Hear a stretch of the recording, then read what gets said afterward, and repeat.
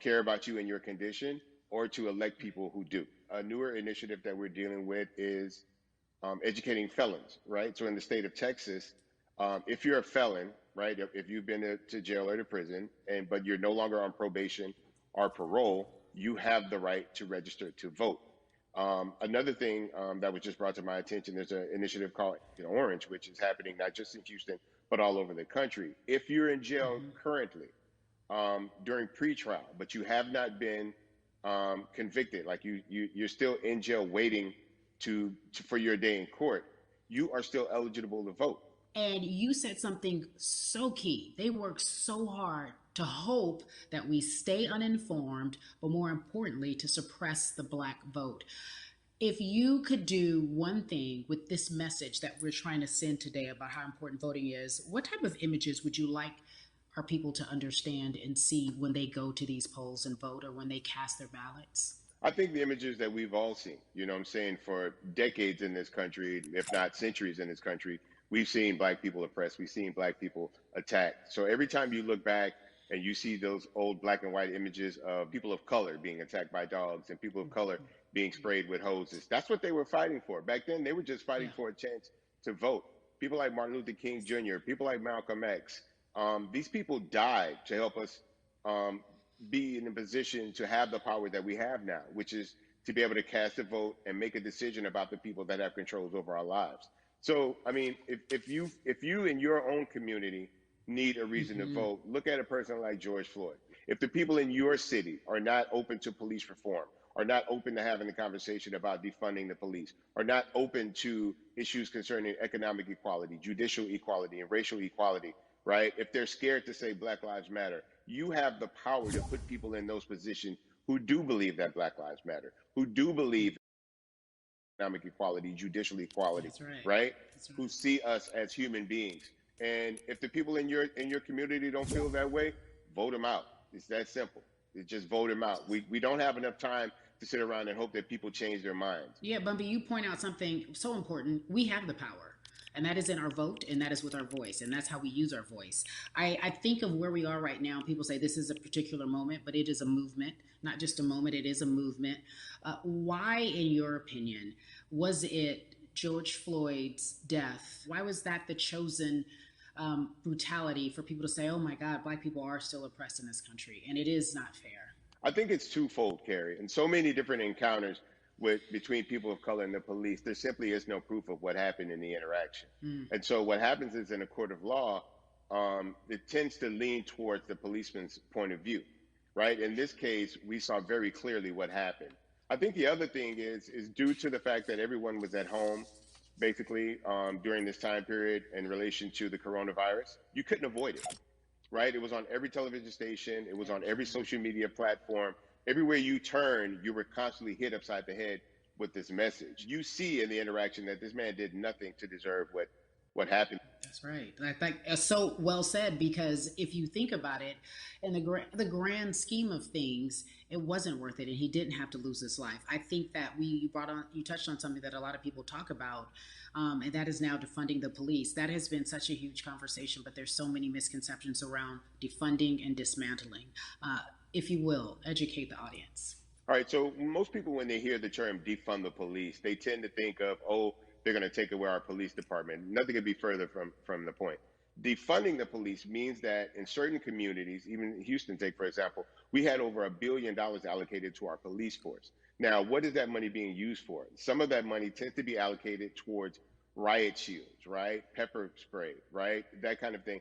That's only used against the people that fund this budget, right? So why would the people want to supply the police with the means to oppress them? If the police are concerned about the situations in certain Yeah. communities with a higher crime rate, well, higher crime rates tend to happen in communities where there's not there's not employment opportunities, right? There's not a lot of social services, and people are going to do what they need to do to take care of For themselves sure. and their families. When the community has more opportunities for employment, more opportunities for upward mobility, then they tend to be a less of a strain on the government. They tend to have a lower crime rate, and because of that, we'll have less need for the police in those communities. You are passionate about so many different things in terms of making sure that we are holding our leaders accountable. Talk to me about some of the other projects that you're working on. Well, right now, obviously, being a part of More Than a Vote is essential. We're dealing with primaries in this country right now, and we just want to educate people. We want to inform people because people are tired, they're angry, they're concerned, and they want information and they want action.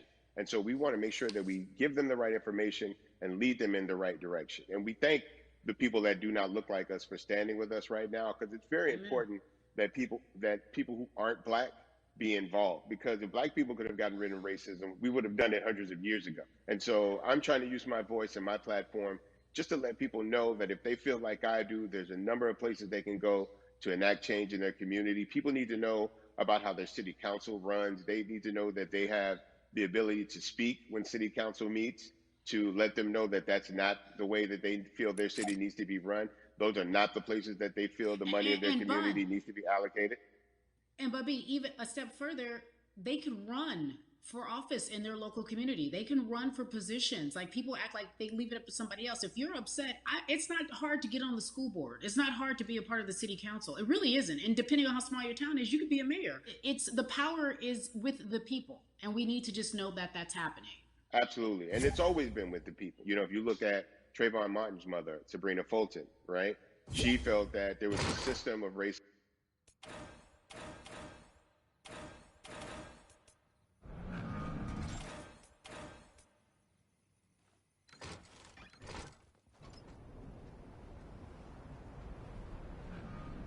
states. So don't think that Hmm. you can't make a difference. You know what I'm saying? You don't need a lot of money. You don't need a lot of power. Your voice is enough to make a difference. Amen. I feel like I need to go out and run for something. You gave me a rousing speech there, sir. I'd be remiss if I didn't ask you this. When I talk to my brothers, I have to ask you, as a black man, how are you doing? Are you okay? I'm good. I'm good. I have a very strong relationship with God. So prayer definitely works for me. I have children and grandchildren who are watching me, who are encouraged by what I do, and they're proud of me right now, and that's really what matters, The change starts at home, So as long as you have a support system that believes in what you're doing and supports you in what you're doing, you have everything you need to go out there and fight the good fight. And for those that don't, there's a community of people here to help you. So you can go to places like morethanavote.org. There are many different places that will encourage you, inform you, and they will put you with groups of people that feel like you, that are ready to take action. So no one has to go about this alone if they want to do it. Yeah, we're stronger together. People have been saying it, but that has much more meaning now that we are in our movement, not just this moment. Bumby, it has been an education, always a pleasure. Thank you so much. I appreciate you. Keep fighting the good fight. Keep up the good fight.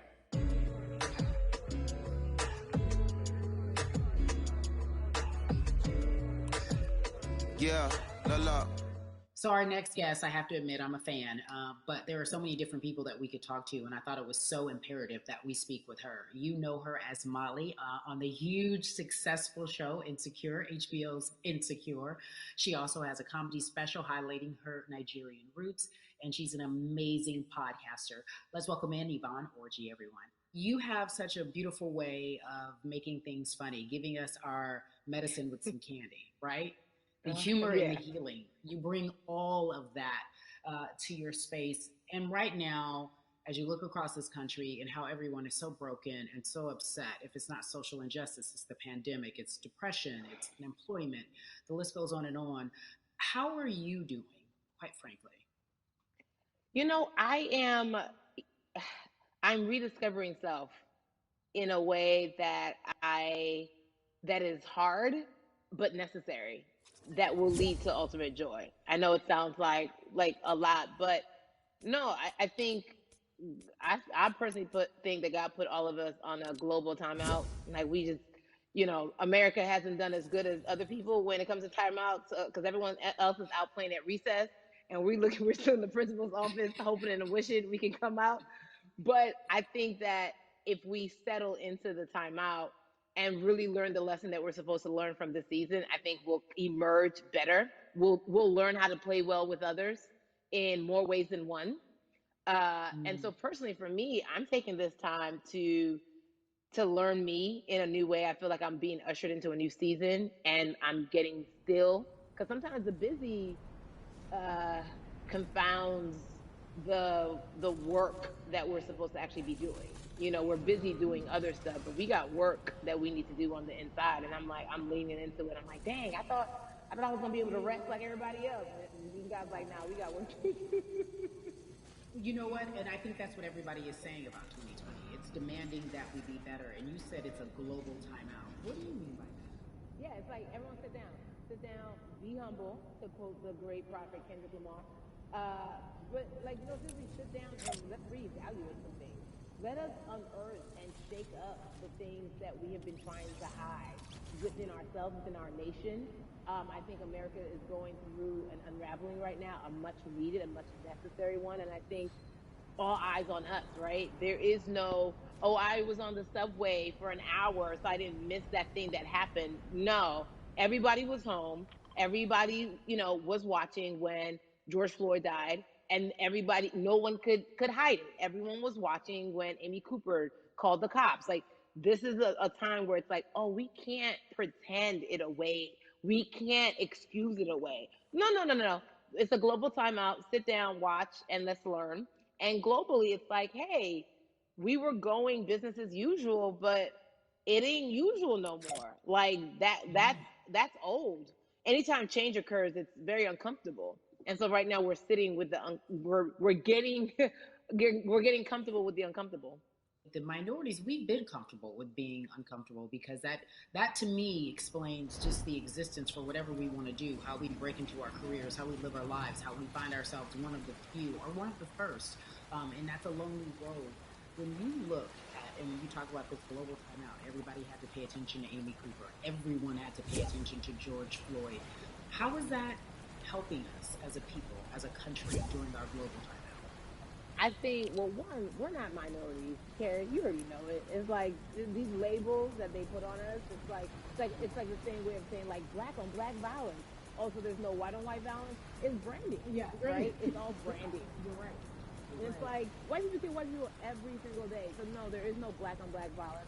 And if you say black on black violence, well then let's brand white on white violence. Like I watched Investigation Discovery. Ain't too many of us. Bruce featured.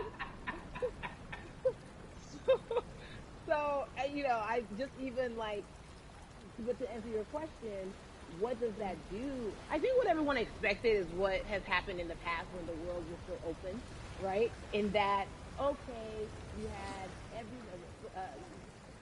from Trayvon Martin to Castillo to Sandra Bland, you had all of these lives lost, and black people made some noise. You know, we rioted, we got out in the streets, we started the Black Lives Matter movement, all of those things. And then white people kind of just like, oh, let's give them something, and then it's just like, is it over? It's like Oscar so black. Okay, good. We gave him some Oscars. Are we good now? Like, are we even?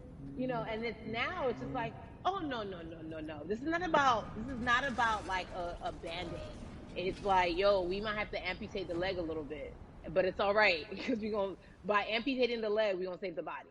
And so I think that's what's happening now. Like America is realizing like, oh, black people aren't just making a little bit of noise. Like the protests are still out. The conversations are still being had. The change is still being demanded. And I think they're seeing, oh, this is not going no way. And no, it's not because we need systematic change. What a beautiful way to explore what is happening and describe our country. We might have to amputate the leg, but that's to save the body.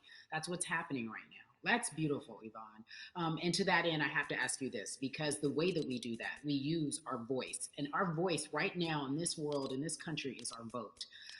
And everyone talks about voting and how important it is, but I feel like more than ever we understand that it's not just about voting every 4 years for the man in office. It's about your local elections. It's about the mayor. It is about the district attorney, the people who have the power to bring charges against police if police brutality is an issue in your community. If you care about your school district, you can run for the school board. I ask this of you, right? Your parents are from Nigeria. You are Nigerian. You talk about that very lovingly. What does voting mean for you? You know, I think voting is power. I remember, you know, I became a naturalized citizen back in the '90s when because I was still a minor. My mom naturalized, and so we were able to do it under her. And just even that power of like, we are American citizens and all the access that we have by being citizens, one of those accesses and those access to power being voting, it's a big deal. It's a big deal because not only do we have the opportunity to be in this country, but now we can be of the country. We can be of the systems. We can be of the rules. We can be of what it actually affords. But I think going back to your earlier comment about just the setup of systems, I think we are done a disservice, either it's schools or whatever it is. And I'm not putting teachers on blast. I think teachers do a phenomenal job, but for some reason, we do not, and give them all the raises. I know too many parents who are like, this child of mine, I do love them, but hey, who, where can I drop them off? And I do think that there is a disservice done because, again, when we talk about them, to your point, we talk about every 4 years. It's important to vote for the presidency. We don't realize, like, oh, snap, we actually can vote about, like, how much our libraries get. It's like small things like that, but they make a big difference. When you think of voter suppression in this country, what does it look like for you? It's the systems. When we talk about voter suppression, we also talk about systematic racism, right? It's all the systems that set up. And we've normalized, okay, maybe your job will give you a half day, or maybe, you'll be able to get this luxury. It shouldn't be a luxury. It should be built into the system. It should be built into the fabric of how we vote. But maybe you'll be able to get this luxury in order to enable you to go vote. Think about everything disenfranchised, marginalized Black person has to endure in a day. So in a day, you need to get to work. If something happens to your car, if something happens to your child care, if something happens to, there's so many factors along the way that can send you into a tailspin as an American. And then you add on as a person of color. If you're just trying to get to vote and you already have to go through all of these hurdles and hoops in your everyday life, imagine the one day when your voice really is supposed to matter the most in this country. But then you also see all the times that you tried to have your voice matter, and then it's been shut down, repressed, told it doesn't matter. And then you're kind of like, what's the point? How do we keep hope though? If I'm watching this right now, how do we as a people stay hopeful? How do we believe in the promise that these quote unquote forefathers have given us? Because have you met Black people? By default, like hope is infused in our DNA. Like, you know what I'm saying? Like, like if we haven't been broken now through, be it through slavery, through capitalism, give it to me, colonization, through segregation, right. Through, I mean, listen, the history of Black people in this country is, at one point, we were 3/5 of people. Mm-hmm. That was a written law. And look at us now. We are whole. We are Black girl magic. We are Black boy joy. We are, you know what I'm saying? What I think about in terms of giving us hope, right? We're making a lot of people nervous right now, Carrie. We're making a lot of people nervous right now because they're like, dang, we put all these obstacles in their way, and these jokers are resilient. But that should give us hope. That should give us hope that, like, we can't stop, won't stop. I mean, I went to the school of Diddy. You know what I'm saying? Hashtag, Harlem shaking it right now. Can't stop, won't stop. And I think that's our motto. We can't stop voting and we won't stop voting. We can't stop marching and we won't stop marching. We can't stop thriving and we won't stop thriving. To that end, because you led me directly there, I've been asking everyone who's appeared on this platform, what does activism look like? And I feel like back in the day, we had an idea. Yes, it is marching. Yes, it is protesting. Yes, it is speaking out against things that we feel are not right or unjust. But talk to me about what activism looks like for Yvonne Orji. Listen, activism, I think the beauty of activism is that it has many faces, right? You're going to have the people on the front lines. Like, you know what? Martin Luther King marched, but there were a lot of women who were in the homes like, hey, BT Dubs, when they come back, this is how we support all the people who are marching on the front lines. And we're going to be here doing what we know to do best here. And you know what? Somebody needs to bail them out of jail so now we need to be in the community, getting money or whatever it is. So it's like,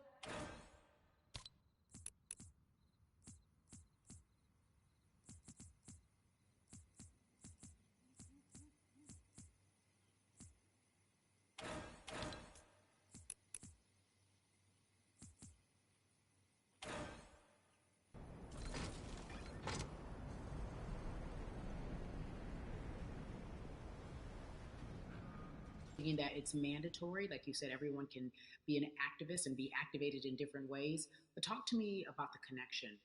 Talk to me about the marginalization in your world and how you feel like it even inspires you to say more and use your platform to do more. Beneath the surface of what we do, like Niecy Nash says, it's the who, right? The who is the person who's going to be like, hey, let me call this out. Either blind racism in terms of overt racism, in terms of ways that we can be better, in terms of ways that we can actually be more uplifting to the community that you may not even realize that you're serving. Before I let you go, talk to me about the urgency, in your opinion, for people to vote, our people to get out and vote this coming election. Yeah, I mean, guys, guys, guys, if you think you're tired now, I'm telling you right now, we cannot take this sitting down. We can't take this jokingly. I understand that it may be hard to figure out who to vote for, but at the end of the day, we got to vote for our families. We got to vote for our legacies. We got to vote for continued progress. We have to vote for upward mobility. We have to vote for equality in a way that is long lasting. And if we succeeded before, we can do it again. You talk about the hope. This is the time.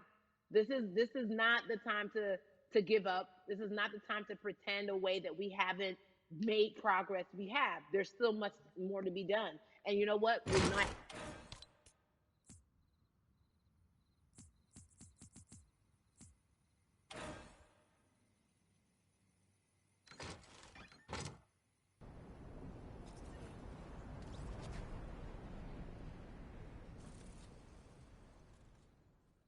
The world, you're a model, a cover model. Also, wait, don't let me forget your hugely successful stand-up comedy special on HBO. Girl, you're doing it all. And I am so grateful. You're truly the dream, not just the American dream. You're the black girl, brown girl, do it all dream, the immigrant dream, everything. You're a beautiful, beautiful soul.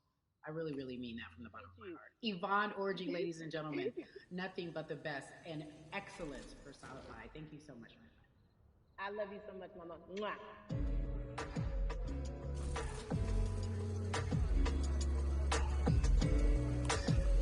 Yeah, la la. So Atlanta has been one of the hotbeds in terms of political unrest and social injustice. We've seen so much happen in that city, and we've also seen so much come from that city, including one of our very own founding fathers of the civil rights movement, and that's Martin Luther King Jr. But right now, we want to welcome in someone who has used his platform to talk about voting, to talk about racial injustice, and how he's trying to help. Atlanta's very own Russ joins us now on We the People. Russ, I'm not going to fan out and tell you what some of my favorite songs were that I listened to.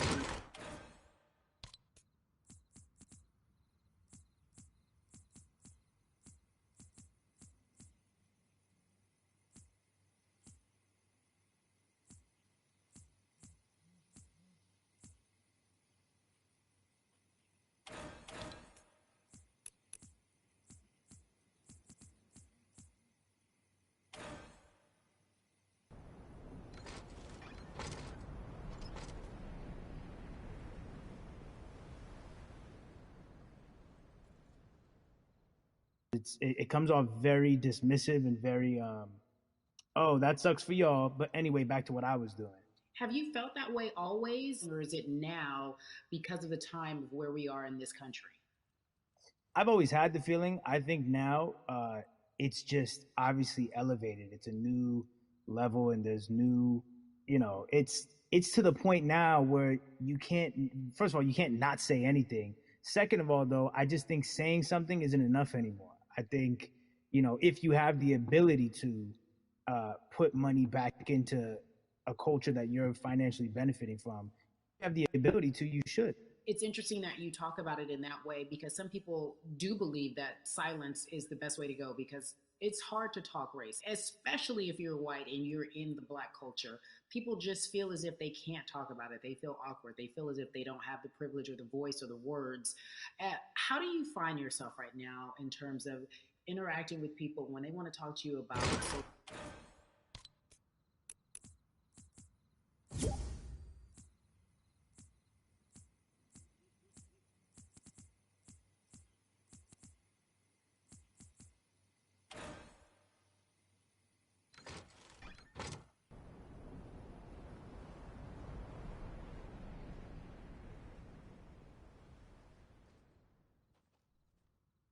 especially in a culture that I'm not from. But that's why when we decided to raise the money um, for Black Lives Matter organizations, when we raised 500,000, we got on the phone with some of the women who started Black Lives Matter. I got on the phone with Tamika Mallory. I was on the phone with Karen Civil and talking with my friends to make sure the money went to like the correct places, and people who really need it. It's just about listening. That's all. It's about listening. Let's talk about that for a moment, because the way I think of activism, for me, it looks very differently. It's not necessarily just protesting on the front lines. I think that's great. But what about being an activist in the way in which you have decided to be one? What inspired you? What did it look like? You said you raised money for Black Lives Matter. What did you do? Mm-hmm. Walk us through everything that you did and how you find yourself in this moment right now. So for me, it was 3 years ago. I had like a string of festivals, and I decided that I was going to wear T-shirts with a message on them because I figured, what better time to use a platform than in front of a bunch of people. So one of the T-shirts I wore was, "If you want to change the system, speak up. White silence is pro-racism." The whole thing, and it didn't really it kind of got swept under the rug back then.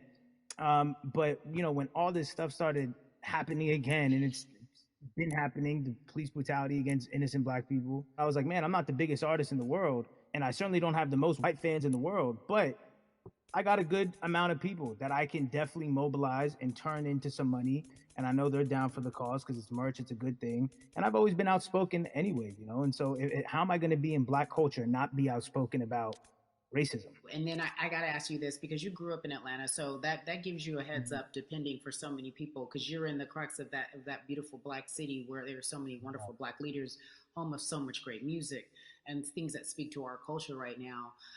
And we are really, really getting our word out, especially with this platform today, and saying that we must use our voice to vote. Talk to me about what the importance of voting for you in this upcoming election. Yeah, so full transparency, I had never voted before, ever.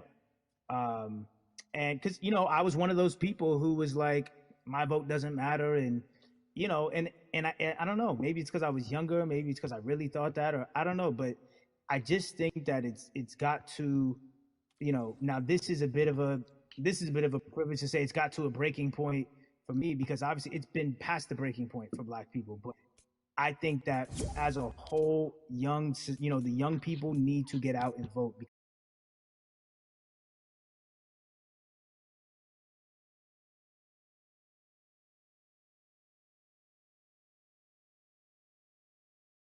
Happens, but at least we did our part. You got to do your part. You're very candid in saying that you just decided to vote. And I think there's a beautiful irony in the fact that you have your fans saying, because of you, I'm voting. Right. And there's something beautiful about that. But I want to know why now for you. Why in this moment is it important for you to vote? And what hit your spirit to say, yes, this is the time to do it? Honestly, because I think that George Floyd really woke up a lot of people who, including myself, who I was vocal and outspoken about racism. I put it in my lyrics. I put it on T-shirts. I would talk about it in interviews. I was vocal about it. But that video in that moment, I think me, along with a lot of other people, just kind of was like, all right, words are simply not enough anymore. We got to do something, whether it's raising money, whether it's voting, or all the above. We got to do something, and I'm ashamed that it took that for me to be like, I need to raise money and I need to vote. It's a shame. And I don't know, I guess it snapped a bunch of people out of it, and even if you were vocal and whatnot, it's time to actually put your money where your mouth is. It's time to go vote. It's time for that. But like I said, I'm ashamed that it took me this long to actually really, really be about it.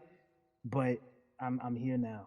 So Russ, we all know that this is going to be your first time voting. Tell me what that experience is going to be like for you in terms of what you're excited about. I think you know what it's gonna do for me. It's gonna let me know that I'm contributing to something bigger than myself, and I'm actually putting my money where my mouth is, and I'm being about it. Because for so long, and I know I'm not alone with this, but standing on the outside and just screaming about this and that and this should change it's like, all right, but did you vote?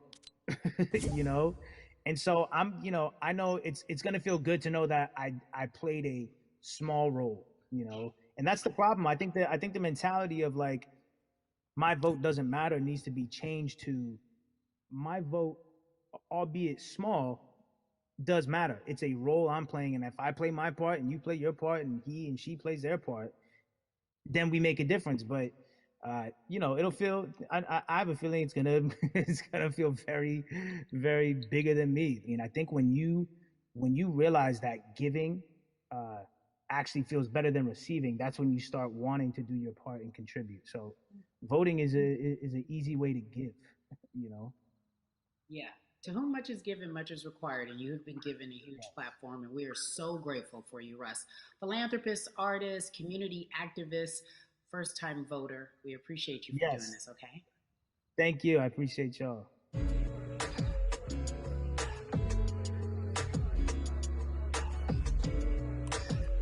Yeah, la la. So, cities like Atlanta and Chicago have been at the forefront of the discussions, especially now in this country when we're talking about COVID-19 and systemic racism, as well as police brutality and what we can do in this country.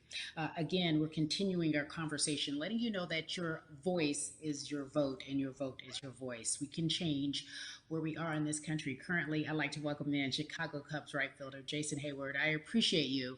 I brought in Atlanta and Chicago because I know you grew up in the metropolitan area of Atlanta, more specifically McDonough, let's be technical. And you have been very vocal throughout this entire time in terms of what our country's been experiencing. Let's look at the past month and a half, if you will. What has been the hardest thing for you to deal with? The hardest thing for me to deal with, Carrie, this last month has just been going from the virus shutting everything down to us being called to action. We've had multiple police brutality situations. We've had people protesting, wanting to get the message out. But I really realized that I need to be a part of the positive message and make sure that doesn't get lost in all the chaos going on, for people to actually hear a respectable person who cares about everyone involved. A reasonable, respectable person who cares about everyone involved, which leads us to More Than a Vote. It is a beautiful collective of Black athletes and artists. You are a part of that. Talk to me about why that's important for you right now, and this be a part of that collective. To me personally, it's important to be a part of that because I've somewhat used baseball and my craft as an excuse to not get more involved in voting. But I can't any longer use baseball and work as an excuse not to get educated, and not also to show people like at any moment in time, any walk of life, we can make a difference. So tell me in your words, what does activism look like for you? In my words, it looks like LeBron James, the biggest athlete right now on the planet, speaking up and breaking the ice for everyone. But I think for the first time, people see and hear from us. So now we have white teammates, we have other people speaking up and realizing, okay, like this is how we go about doing this. And to me right now, social media, athletes speaking up, entertainers speaking up, like we're trying to do with More Than a Vote. You said something I thought was so key, because covering sports for so long, I know that it's tough for Black players specifically in Major League Baseball.